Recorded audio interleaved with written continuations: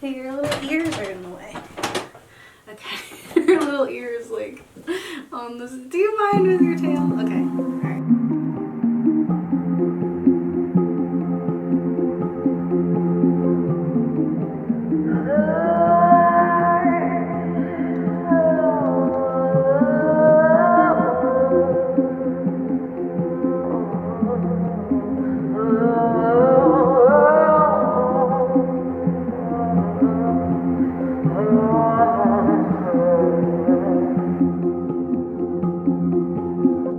Hi, I'm Gabe.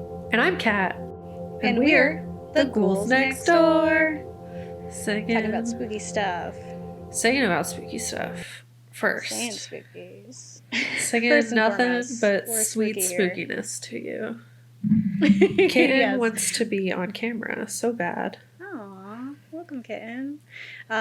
She's a ghoul. Yeah. Just like Charlie. Yep. And we'll see her as well. We are still distanced, but together in our hearts. It's because true. of pandemic times. But we're continuing on with our queer horror series, which has been a delight so far. Actual honestly. factuals. So, yeah, it's going to be pretty interesting. Today we're talking about a really fun film that has a good message at the beginning and is intersectional, which is great. Yeah. And had like these, potential for characters that was fun. Yeah. And then it didn't do what we hoped it would have done. Yeah, it was the end ruined it, but it was really fun. Every scene that did not have the brother in it up until that point. Yeah, I think it lost itself at the end. What we're talking about is a film called Bit from 2019, so very recent, and some people just didn't, catch it, I guess. I didn't know about it. But once I read up on it, I was like, yeah, oh my gosh, this sounds really cool, because it's just like lesbian vampires are cool and fight evil men, and I was like, sign me up. Yeah, like intersectional feminism to the extreme, and I was like 100%. All men suck. Like, cancel. Which is like wow, because we date men sometimes, but it's just like that's a flaw of any bi or pansexual person. Yeah, sometimes we end up dating men, and they suck, but ours are good. Yes, we found needle in a haystack. But yeah, we watched Bit, which will tell you a little bit about it, and then we will talk about why we're disappointed. I did want to start with why we love it. So first, Bit from 2019 is a transgender teenage girl on summer vacation in Los Angeles fights to survive after she falls in with 4 queer feminist vampires who try to rid the city streets of predatory men. Directed by Brad Michael Elmore and starring Nicole Maines, who is the first trans actress in the DC world. Awesome. Of film and TV, in Supergirl. Oh, okay. I haven't seen Supergirl, so that would be why I didn't know. Me either. Yeah, I will. So here's the thing it is intersectional, right? It does have, we have trans characters, we have characters of color, we have like a black lesbian, and we have a Hispanic lesbian, and then an androgynous lady, and then main lady is white, and then other main lady is white. Yeah. Which happens, but is also trans. So it's like, ooh. It's not as... the trans isn't as on the nose or commented on, like, at the heart of this film as much as it was for, like, Assassination Nation, which we enjoyed. Yeah. Like, that part of the intersectionality we enjoyed, because it was like, I'm going to speak on the very specific issues pertaining to my trans identity. Like, things affect me, and so I now am this character who, like, lives and breathes this specific way. Whereas this character, like, until, like, we were watching it and I went to go see who one of the actors was, and I was reading the description on IMDb, and it said like, because we planned these well in advance, so I totally forgot. And so I was reading it, I was like, a transgender teenager. I was like, wait, what? She's trans this whole Yeah. time? There was. I don't think it was ever outright stated. No. So, like, you kind of, unless you read the description, I don't know if you know.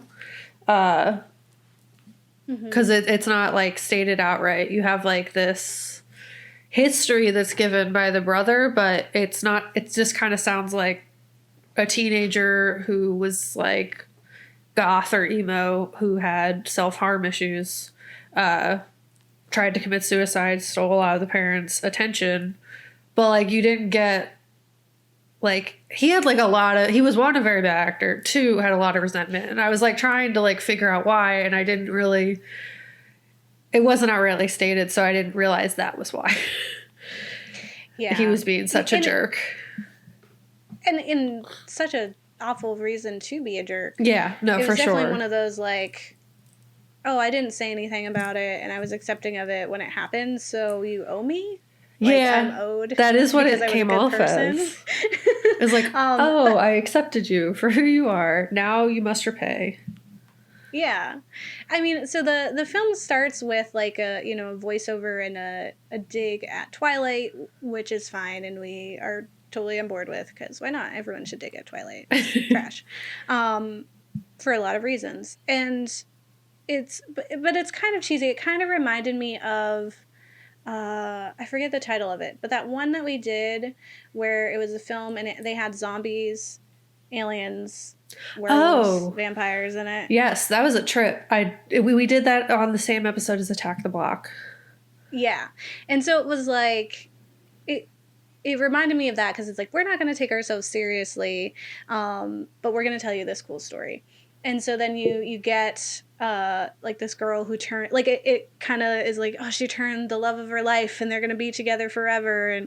And then, like, these, like, really cool, edgy women show up and are like, you messed up, so now we have to punish you and also murder him. And so it sets the tone of, like, okay, there's a group of really powerful women who are vampires, who are, like, taking care of things out here, and that's super interesting. Yeah.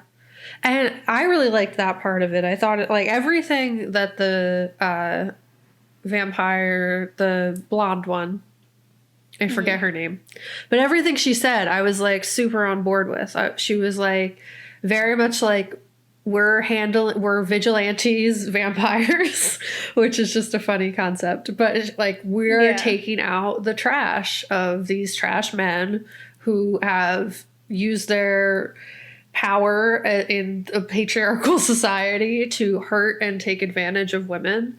And we're ending that cycle. And there's, like, this whole, men already have, like, a lot of power in a patriarchal society, but if you add, like, eternal life and glamoring and vampire powers, they're going to twist that and, like, do the worst things. And I don't disagree with that mentality. Not at all. Like, not at all. I get the whole not all men argument, but it did not work as the end for this film. Like, because it really, it was awful. Like, I was so bummed.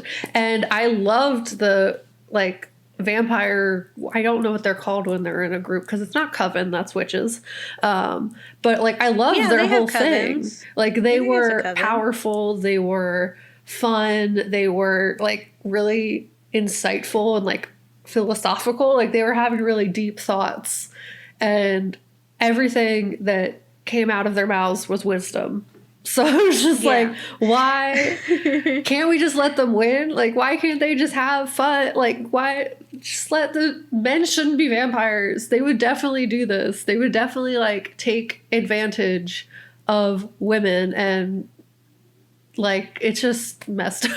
I was so mad. And they have. Yeah. Yeah, like, I mean, like, when you're looking back on, like, the history of vampires, that's usually what it is, right? It's, like, men who are wooing a virginal or pure, not like other girls, girl. predators. Like, I mean, like, yeah, they're a predator, right? Yeah. Like, you have Dracula. Generally, Like, back in the what he day, definitely child predators like Twilight, in that they are thousands of years old. And generally, if you're a like virginal woman, you are young. Yeah. Even in older especially times, because you today. were getting married like at Yeah, 13 true, back true. then. So you were a Ooh. full child. And this predatory 1,000-year-old man is like, I've decided this one, but we're not Yeah. going to let her come by choice. No, it must be I have brainwashed her and manipulated her, and therefore she does not have control of her actions. Like, I was so, like, yeah, the film did such a good job and then died at the end in a fiery. Blech. And I think, like, I mean, yeah, I think it did lose its message. I think in this series, what we found is that sometimes the gem is just representation. True. Right? And, like, the attempt to do it, right? So, like, True. There's an article I found on vulture.com. Let me get the title. So it's called The Unlikely Story Behind the Year's Best Intersectional Feminist Vampire Movie by Jordan Crucchiola. And they say, they have quotes from, like, other like interviews and stuff. Yeah. So from The Advocate, they have in here, I've literally never seen a gay meet cute with a trans woman like this on screen, ever, one critic wrote. In addition to being a bloody good time, Bit is also a milestone in queer female visibility in the horror genre. Facts. Which is like... That's true. That... Totally, like, the fact that we have these powerful women, and they're all very diverse, too. Like, they were unique. They were themselves. Like, you can see that there was, like, this plethora of queer. Like, there's a spectrum. Like, there's different types, right? Like, we cannot really put our finger on what everyone was. Like, Duke tells us that she's a lesbian. Yeah. I totally forget the one black woman's name, but she has, like, a whole time and has that gay meet cute with the trans character. So it's like, is she pan? Like, and then we have our androgynous character, and it's like, we don't know what they're doing. Yeah, they don't really give like, us. Yeah. Or the Latinx character as well, who sadly, like, did not get any development or story or anything, and this is just burnt to a crisp and then never seen again, and I was very sad. I also didn't like that she was very, like, she was like a stereotype. Like, they made her into a chola, and I was like, I mean, I get it, you're in LA, so I guess that's, like, a thing, but why? It's such a choice that we didn't have to make. But what I found interesting in my, investigation into it, because, like, as soon as I see, like, several women on screen, they're preaching feminism, I'm like, all right, well, who did this? Yeah. Like, who's behind this? Who's responsible? And so I, looked it up and found that it was directed by Brad Michael Elmore, and I was like, okay, we got another dude telling our intersectional feminist time. And so I was, like, a little worried. But I found in this article from Vulture that Elmore gave himself a crash course in gender studies, read up on books from trans authors, and conferred with friends in the trans community before finishing the script for Bit. He didn't intend to direct the film, but when producers agreed to finance his vision, he decided he wanted to see it through. And it was, like, intentional to have there be a trans character. Like, he was like, I'm making the story, I want it to, kind of have, like, he was thinking, like, Lost Boys. Okay. And so, like, have that, like, coven style of, like, vampires, but it's women and it's intersectional, and at the core is a trans character. Like, he intentionally wanted that. And, like, it was passed to him, so he did it.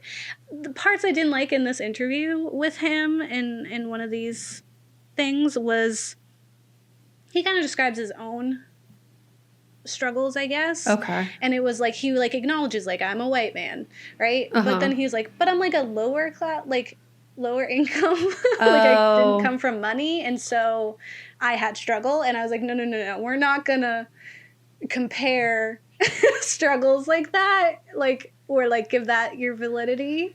Like, just, like, acknowledge, like, you are a white man and you have different lens. And he kind of does, like, he says, like, and then I never thought to look that other people have this whole different experience and that those are worth talking about and that whatever. But there was like this whole thing where he was just like, but I'm poor, so I kind of get it. And I was like, no. It's like, no, you don't, because you're also a white man who got to make this film. You got money for it. And like, I can't imagine if there was like a trans director who had this film and went and tried to get it done, if it would have gotten financed the same way. And that's like, to that point, you really do have to like acknowledge your privilege, for sure. But that was just from skimming. And still, there was like, he put in work, and I feel like it was more work than we got with Invisible Woman, right? Like, it's more than just like asking some women, like, Invisible doesn't Man. It suck to be a woman? Oh yeah, Invisible Man. Why did I say woman? Because it's what it should have been. It should have been directed by a woman. Yeah. So like, I feel like that was just like, it sucks to be a woman, right? Yeah. Tell me more. And this was more like, I'm gonna really like, I'm hitting the books. I'm talking to people in this specific community, and that's where it's just like, I think like, even though not like Assassination Nation, like where there was like this character who was like, I'm trans, I'm having a relationship with this character, I'm gonna talk about trans issues, and I'm like still beautiful. Like there's also like a power that comes with not remarking on it and just having them be there and like the characters knowing, because in Euphoria, which I just started, so but so far, there is a character that it has not been said outright, but I'm pretty sure is trans, because there's like scenes where there's like injections happening, or there's like they're saying without saying about circumstances that are happening. And so I'm like, whoa, like we have this trans character and we don't have to say like, hello friends, I am trans, that's my only identity, and here it is. Like I have that's to put very it out true on, and we need that representation, because I think there's like such a misunderstanding of the trans community in general from like specifically people who check into the patriarchal lifestyle, like our Judeo-Christian, is that what America is? Yeah. Basically has made it so much that all of the media and everything that's like normalized on mainstream does not represent people of color or LGBTQIA. So just to have representation, to have like faces, to maybe make people feel a little less alien in a world that actively tries to do that is a big deal. Like, and the win that it did get, as much as I hated the ending, is that I agree that, we just have a trans character who is existing and on like the lead of the film, and like you get a little hints to that it's the experience, but they're just, I guess, normalized, you know what I mean? Like they're just on screen, and that's a big deal because we haven't had that in the horror community, despite the fact that like LGBTQIA people love horror. So it's definitely a big deal. I know we had that whole discussion with horror critics, like no film's going to get it 100% right. And sometimes it is just like getting the representation, getting the foot in the door, and like starting the conversation, which I'd argue every film that we've covered has done, even if it has like shortcomings at the end. Yeah. It's just like, it just bums me out that all of the ends so far, except for two, so I guess like 2 out of half, were super disappointing. And but like it was a great film. 3 out of 5 were like, the last 10 minutes, I was so there. I was like, yes. And then like, okay, I don't know if we need to talk about this yet, if we're going to talk about it later, but how problematic that they let the child predator rapist man out of his cage for why? For this awful brother who sucks. He sucks so hard. He's 1, a bad actor. 2, I hated his character. He was so rude. He was so rude. It was like every time he talked, I was like, shut up. This isn't about you. And maybe that was his problem, because he wanted it to be about him. He is every white man. I mean, like, it's still about me though. My rights. I'm finally being threatened. Oh my God. We must march in the streets to defend the white man. Like, what? Chill out, sit down, go home. You had your time. But it irritated me so hard. I was so angry at him. Yeah, and we'll definitely unpack in a few minutes the the ending that and why, like what happened, what transpired that made us so upset. Throughout, he sucked. That's just how I feel. Yes. yeah. Every man sucked, which was good. Like, because they were supposed to, except, like, I think the only thing was that we didn't, like, we were promised that we would have retribution, and then we didn't. Yeah. So that, I think, is the problem, and that's what we were waiting for. Yeah. Sorry, it made me really mad. I'm calm now. I think, like mentioned, just having queer characters is honestly a win. And even if you're not, like, being blunt about their identity, like, that's great. But also, I think it's a major milestone to have a trans character that is played by a trans actor. Like, for sure. We have that sometimes, right? And it's sadly, like, exciting when it happens. I mean, we're seeing with, Elliot Page that people are all up in a roar because he is going to continue to play Vanya on Umbrella Academy. And it's like, why not? Like, non-trans actors play trans characters all the time. All the time. So you, like, pick a side. Pick what you want to be upset about, and then stick to it. Because, like, what are you doing? I'll argue he's no one knows. Vanya. Yeah. We don't know what Vanya's identity is. What they want in this world. Yeah. They just want to complain. But that's how I view society now. It's just, like, everything will make multiple, like, millions of people. Like, you've seen this country is split almost in half between awful and kind of awful, but trying to be better, and then just good. So, yeah. Like, there's not enough good in this world, unfortunately, and the majority of the world sucks. So, yeah, this is kind of that whole, like, how in Assassination Nation it was like 10% is good, 10% is evil, and the rest is just up for grabs for whichever side they want to join. That is what society is. That is what people are going to be pissed about things all the time, and they're like 9 times out of 10 the right thing is the thing they're pissed about. Unfortunately, or like their uneducated thing. So, like Assassination Nation, it is similar in that there's a lot of monologues by characters or conversations by characters where we feel like it's like, yes, all the words you're saying are perfect. That's exactly the truth. I feel so validated that you're saying these words on screen. Like, duh. Like, they're like, duh, but it's like, and they're very on the nose, but I was still, like, okay with that because I was like, yeah, we don't get that. Like, and I think it's okay to be on the nose. And so there's this other article I read from Bloody Disgusting, which, we love to always have. Yeah.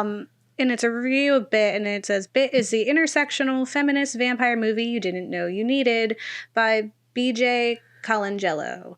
And Colangelo, maybe. I'm sorry. And it says, our leader's idea serves as the central conceit of the entire film. The idea that men must never become vampires ever again because they cannot be trusted with this ultimate power. Historically speaking, men abuse power, and it frequently leads to the oppression and abuse of women, regardless of cultural background. It is this belief that assists Duke, Laurel, Izzy, Frog, and Roya in determining who is deserving to be nothing more than a midnight stack for a vampire crew, because Duke proclaims there are, like, 2 rules. One is that, like, everything is discussed within their group. Yeah. Right? Like, you don't make any solo decisions regarding turning people. And because it ultimately applies to everybody. Yeah. It's like, it affects everyone. Yeah. Right? Like, you're letting someone in, now they know the secret, and they're going to be doing stuff. And they have to uphold, like, our secret rules. And the second rule being, you do not turn men. Like, at all. And it's because she's like, Duke says, like, they have had this power since the history of the world, and look what they've done with it. Look what they will always do with it. Like, without a doubt, they're gonna do this. Like, we have no faith, zero faith. And then, like, she goes on to show her story, which was such a unique, like, change in the way that this film is, because now it's a flashback. Yeah. We see Duke in this whole other light where she is, like, a pure, innocent girl who, like, tries to go figure herself out in the 70s and then gets caught up and drugs and all the kinds of stuff, and is like figuring out her sexuality and determines that she is a lesbian and is like happy. She's like, this is great for me. Men suck. I had to do all kinds of shady stuff because men. And then we meet like Vlad, who is like this, father of vampires, classic. And he just straight up like, he vampire brainwashes her and forces her to like be one of his wives, which is already toxic to say. But like she even says like all of a sudden I was like attracted to him, and there really is no way that is possible because I'm a lesbian. She's like, I know that it was not me because there's no way that I would want him.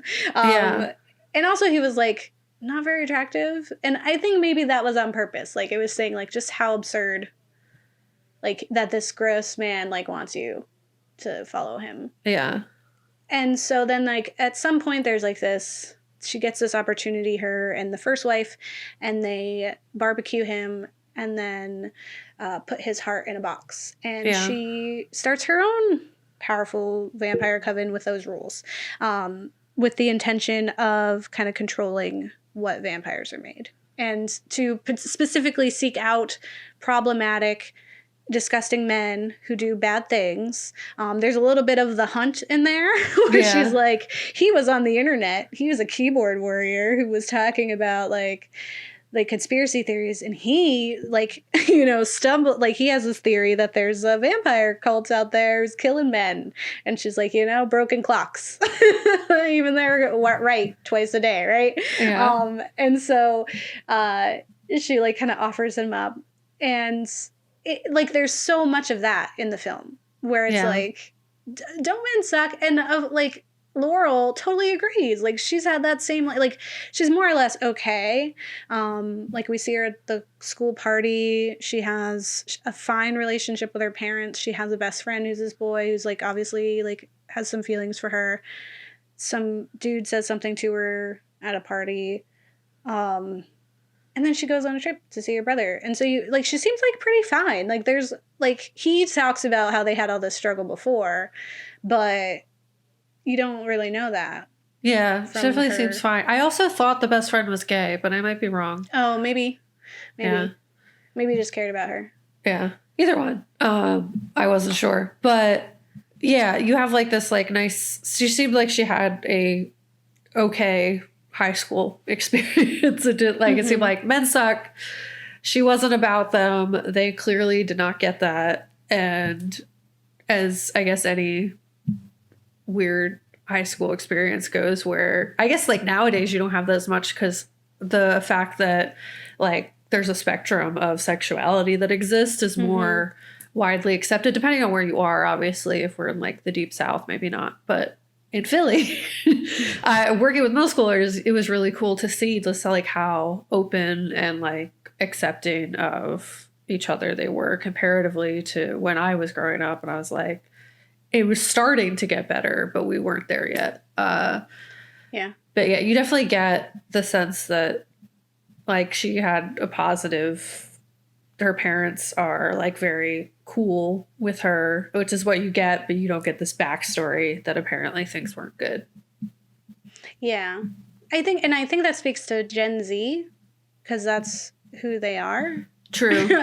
And because like we said in Assassination Nation, and what we found in like what I found even in Euphoria is that one, Gen Z scares me as a millennial because I'm like, they're so lost and broken and like over it. Like they just do not care. Yeah. Like the world is so bad. Like we had like a little hope, so we tried. Like they're like, there's no use in trying. The world's gonna like we're handed the worst part. Like our future sucks, and we just kept trying. But the Gen Zs are like, we're just gonna have fun. We're just gonna enjoy life, whatever that is. It's not gonna end well. So I think like that's a big part of Gen Z, but also like there is like a naturalness like to loving each other and being accepting. Like they're far more accepting because it's just like in the mainstream, because it's like it's good that us millennials suffered to like get that stuff out there and to be, a generation that was like, snowflakes and whining about having, representation on screen and doing all that, because now we can have young people who just know that, know that those things exist and are cool. Yeah. So it's like, I think that's a really great part of this film. But let's get into what made us mad. Because, so with all that, like all the things that Duke says and the way that this coven is kind of working of, fighting bad men and, just doing good stuff. Yeah.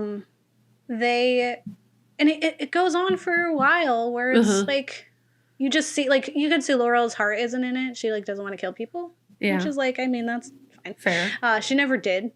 She just wanted to help them. Yeah. You go from not killing anybody, like, killing people. I'm sure that's an adjustment. And I feel like, okay, vampirism comes with a significant amount of power. But, like, I feel like people also, like, aren't jumping at the chance to, like, live forever and watch everyone they care about die. Like, because you can't turn everybody. You know what I mean? Like, it's just, it's a big choice to make. And the fact that, like, I did like that there was this illusion of choice where it was, like, they said there was a cure, even though that meant they were going to kill her. I thought that was interesting. But, I get where you're coming. Like, it's, like, not killing people at all to having to kill them to survive, which arguably everyone does anyway, because we live in a capitalistic society in America. Yeah, and like, sorry, Charlie is... I hear the meows and it's great. Okay, yeah, and like, Duke is kind of rude about it. She's just like, get with it. You should just start killing people. What's wrong with you? Why aren't you killing more people? And she's like, I'm sorry, I can't do this. Sorry to disappoint or whatever.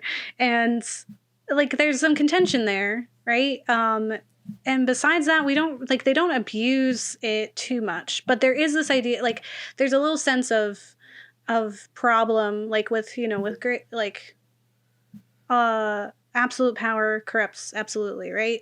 So Duke does have this absolute power, and she, like, will eat the heart, a little piece of the heart, a little sliver of the Vlad guy, and she gets a little bit of his power, and she also senses him a little bit, and she's the one who, like, kind of decides, like, everyone has to report who they want to turn except her. She can do whatever she wants. Yeah. And, like, there's a lot of that where it's just like, this is not a democracy. Like, Duke is still, it's like a myth of a democracy, essentially. Yeah. And so, like, there's some problems in Paradise, like it always happens. But we get a big problem when, Laurel's been kind of selfish. Like, she is dealing with a lot of her stuff and totally, like, neglecting the fact that her family is concerned for her or that her friend is troubled. Like, he's not your responsibility, but you could have a little compassion for this person who relies on you. Like, you're his only person, and you're just out there. And I get it, you're going through some stuff, but, like, you can't just disappear, like, and not expect people to be upset. But she is, like, she does that, and her brother kind of calls her out on it, and then goes on this whole rant about how, like, he was so good because he didn't hate her for being herself, and, like, didn't hate her while her parents did, and they had to go to therapy, and they had to work it through so that she could be accepted for who she was. And he's such a saint for allowing that and not getting in the way and letting it be all about her. And so, like, and it's, like, so awful and gross. And of course she gets mad and she bites him. Yeah. And now he's turning into a vampire. He's gonna die. And so she, like, rushes to them, and they're like, well, there is no cure, so he has to die. And she's like, well, no, it's my brother, I have to turn him. And I was like, but you don't, we just were told that, like, men with power are gonna be corrupted and do gross things. And it's like, he wasn't even a vampire, and he was already being pretty gross. Yeah. Like, he didn't show us at all that we should trust him with power. Like, he proved to us that we really shouldn't. If anything, he very much gave me girls don't like nice guys vibe. Mm-hmm. It was super cringy. I really just did not like his character. Like, he just really gave off. Girls don't like nice guys, so I'm gonna become an incel and basically eventually like just hate women. And that's the energy I got from him. I could be wrong, but No, I got that. He really just cringy. Like, I just was not a fan of him, and I don't feel like okay, she loves her brother, cool, that's fine. But also, it's like, what if he doesn't want to be a vampire? Like, that's a very big choice. And like, yes, I understand how you got to the point of biting him, but it's just like, it feels like if you made the choice to become a vampire, I get it's hard to kill people, but that's a responsibility. And like, I guess it's whole like, who am I to decide who lives and dies? But like, even with that, you've made that decision too. Yeah, like, you're still responsible for that choice that you made when you bit him. And like, you only got there because you refused to do what you had to do as a vampire person. Like, did you just think it would be fun? Like, it can't just be fun all the time. Like, you're literally a monstrous person. Like, you at that point have to make your choice because you have to kill people to live. Like, that's just what it is. You've become a vampire. Vampires aren't like nice guys. Like, you know what I mean? Like, they eat people. And she like she got to make a choice, right? And she had said no and then had turned around and said like and chose yes to save them, right? But he never got a choice. She just bit him, and then she was like, I made a big mistake. I can't live with this mistake. You have to fix it and upend your entire value system that like is like connected to your personal trauma of life. You have to throw that out the window and take care of my mess. Yeah.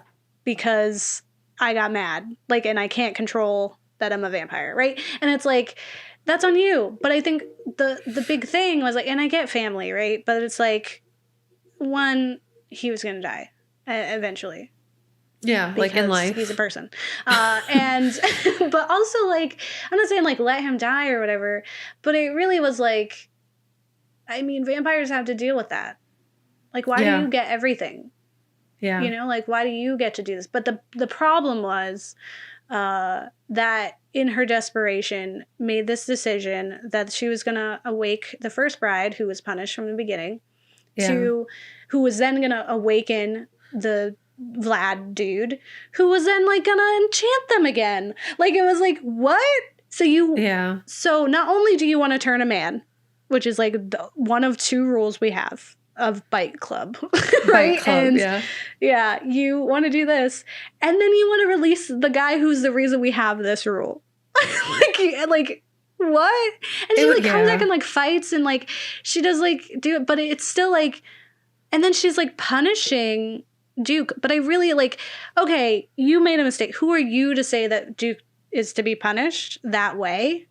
Yeah, right? like Duke was not the equivalent of the other dude. Sure, maybe a little glamoring happened here and there. That's, now that they know, like, that's a discussion that you have. Like, she seemed like she could be reasoned with. You know what I mean? Like, they had been friends for however long that they have all been vampires. You know what I mean? Like, there was this, like, camaraderie that existed in this group. And it just did not, the punishment did not make sense to me because, as you said, like, she was literally just reacting to her trauma. And like, that's not an excuse for bad behavior, but most of her behavior was pretty good. Like, she was doing not horrible things. She was making the best of a crappy situation, in the fact that she's now a vampire now. Like, at least she was taking out bad people. And I don't know. I just feel like she shouldn't be punished because this awful man like raped her essentially for a very long time and forced her to marry him. Like, it just did not seem like an appropriate reaction. Yeah, it's not equal in and it was way. Very much like the ending was just like, not all men. Yeah. And like, the ending was all the stuff that Duke said is wrong. Like, which wasn't true. Like, it was saying that extreme, and I get it, like, extremes are bad. Any extremes are bad, right? It's like, like you could kill some women too, because I'm sure some of them are awful, and we're also, victims of, toxic masculinity as well. Like, Yeah. like there's still like there's all people are bad, right? It's like, but I think like having it be that way and punishing Duke at the end that way, instead of it being like, all right, you were ruling them, you need to learn that you were making the same mistake, not the same mistake, but like a similar one, and that you were lording over us, and instead we're going to have a democracy now where we all do this, and like you're going to be one of the peons, and this is actually going to be a team effort, and we're going to like discuss what we're going to do, and like you also got corrupted to some degree, but it's like this woman like opened up like all her stuff to this young girl, and she just like stepped all over it. And was like, well, my toxic brother is means more to me than your trauma, and so sorry, not sorry. And that like just sucked. Yeah, the ending really was like none of what Duke said was real then. And like there's like a lot of lines that really stuck with me. I remember one was like, they make women monsters, so we might as well be that. And I was like, that's so true. Like in the horror world, like making, commentary on that is that monstrous women exist. Like women who have power and are sexuality monsters. And who don't fit. Like, you just like think back to the beginning of what marriage was. It was a way to sell a woman, to make babies, to keep men in charge. Like you literally sold women. Like that's what it was. And then he's doing the same thing. You paid someone to take your child and rape them. Like that's literally what marriage used to be. And that's what happened to her. And like the fact that wins at the end, like that he got out, like sure they kill him, whatever, but like that it was like a moderate, like we're just going to ease into feminism. Then we're not going to like it's a little dip in a toe. You're doing way too much. I've decided you have no right to be so angry, despite like all of history oppressing women. Like you're being a little too angry. Okay, like it was just the worst. And it just seemed very much like, it was just like a moderate's view on what we should be doing to change society. It was definitely very much not all men. And that bummed me out so hard because it just really seemed like an empowerment, like women finally saying like what needed to be said. As you said, like they make us monsters, so we might as well be monstrous. And there were a lot of really great quotes that stuck out, and we're all from Duke. Like she said all of the great stuff, and then to just like stomp on her, like sure she did something wrong, but that's not radical. It was a big bummer. I was big sad. It totally took the wind out of our sails, because we were like, oh yeah, this is great. Like there's parts of it that are dull and like dragged on. The whole first part did not need to be there. We didn't need it. We could have just hopped right into her being a vampire. Like I would have got it. Like the whole party and her driving and then being second drive. Like I did not need that, and it was kind of weird. There are some weird angles too in the film shots. Yeah, and some of the acting wasn't great. Like I said, with the brother, he's not a good actor. But like, it just, that message like seemed to kind of take away the whole message, which might be because like might be affected by the fact that it was written and directed by him, in thinking like, oh, you can't be too mad. Right? Like, and it's like, why not? Why can't we have films where we're just that angry and that we prevail? It's the same, like the fact that like, and I hate that I always bring it up, but in Get Out, the fact that you feel excited when he's like murdering back all of these white people, like when he's like viciously attacking them, you feel gratification, because it's like there's so much pain and vengeance that is in that. It's not just you kidnap me, right? It's like this is history that you like, this is everything compounded. And so it's like, why can't we, like, why do we have to censor our pain and our grief and our need for revenge? It's like, it's not like, I get it's toxic, but like they're vampires, they're already toxic. Like, we can accept that. And I would be fine. I'd be like, oh, villains gonna be villains? Love it. Like, you know, like, we don't need to make them, like, what are they doing now? They don't save the world. Like, everyone becomes a vampire now. It's a great, fun old time. Everyone becomes a vampire now. Not everyone wants to be a vampire. You have to, who are you eating then? Who does? Yeah, like, she said, like, I want everyone to be a vampire, because then people wouldn't judge you or something like that. And I was like, no. Like, everyone is people. Like, everyone's human as far as they know, and we hate each other. If you think we just switch to a different, like, there would just be like war, we'd still hate each other. Yeah. And we would all die because we have no food. And this jerk, her brother's like, I want to kill myself. And she's like, no, you can't. And I was just like, you're so rude. Like, I get, like, because you're a vampire or whatever. But, like, you, like, judged her and had that whole argument about how she was going through stuff and, like, had to get therapy and was, like, tried to kill herself with pills. And you judged her for that. And now you get turned into a little stupid vampire that's, like, powerful. Like, it's not even, like, that people don't love you for who you are as a person. Yeah. Like, who don't love you for your identity and don't understand you. Like, it's literally the worst, like, and he's just like, I got the smallest amount of trauma and terror, so now I have to just end it. And I was like, are you kidding me? He gets it, Gabe. He gets it. You know, he's experienced a little bit, so he understands all of it now. Yeah. Yep. So that's it. And that's kind of how I think I felt when I was reading that interview with that director, when I was like, so you can't, we are not the same, my friends. It is, there are too many levels to this. Yeah. But, yeah. And I mean, I guess it's the whole, like, you don't want to invalidate someone's trauma because it's all they know. And it's like, I've been there, but, like, you grow and you learn. Yeah. That is not the same. It's not the same, my guy. And that's okay. You gotta, like, take a step back and, like, acknowledge that it's not the same. It's not a trauma competition. That's what we all need to... I've learned to accept that it's okay. It's probably good. Better person about it's good that you did have to experience such hardships, and it's not a contest. If anything, just work extra hard to make the world a better place, because that's all we can do. Yeah, we hope.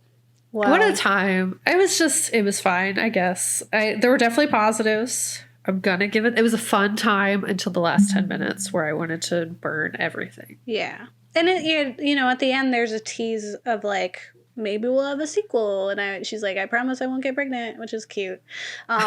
Because in the fourth one or whatever, because that's Twilight. Yeah. And so, like, maybe if we got a second one, we could repair that ending, because then we could see what happened to Duke and what's become of our vampires that we were getting attached to, and maybe get some character development. Because even though this is intersectional in the trans thing, we still did not get any voice for the people of color.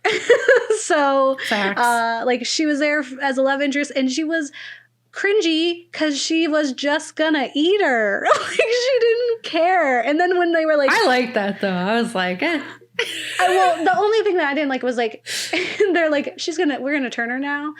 And it wasn't like a love story. It wasn't like that she wanted to turn her. It was that Duke wanted to turn her. And then, like, she's just like, well, you're here now, so you want to give it a shot? Because you're still alive. I thought you were going to be dead, but you didn't die. So why not? How about it, right?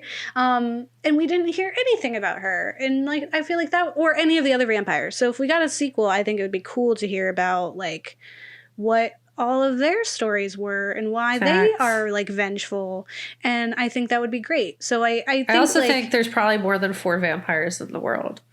Yeah. So yeah, I think there's more to see in this world.